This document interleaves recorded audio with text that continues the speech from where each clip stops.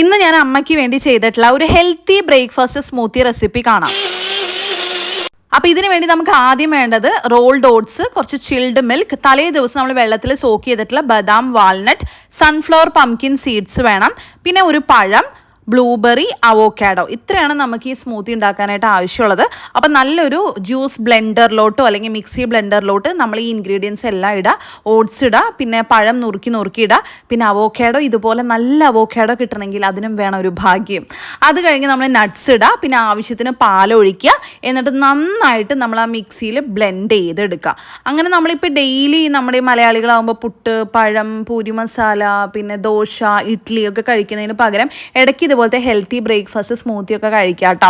അങ്ങനെ നമ്മളത് കടിച്ചെടുത്തിട്ട് നമ്മൾ ബ്ലൂബെറി ഞാൻ രണ്ടായിട്ട് കട്ട് ചെയ്തിട്ട് അതൊന്ന് മേലെ ഇട്ടു. അത് കഴിഞ്ഞ് സൺഫ്ലവർ പംകിൻ സീഡ്സ് ഇട്ടിട്ടുണ്ട്. അപ്പോൾ ഇതാണ് നമ്മുടെ ഇന്നത്തെ ഈ റെസിപ്പി. അടിപൊളി ടേസ്റ്റും ആണ്, നല്ലൊരു എന്താ പറയുക ഹെൽത്തി ആണ് കേട്ടോ എല്ലാം കൊണ്ടും. അപ്പോൾ അമ്മയ്ക്കും ഭയങ്കര ഇഷ്ടപ്പെട്ടു. അപ്പോൾ നമ്മുടെ വീഡിയോ ആദ്യമായിട്ട് കാണുന്നവർ ചാനലൊന്ന് സബ്സ്ക്രൈബ് ചെയ്യുക. Thank you for watching. By.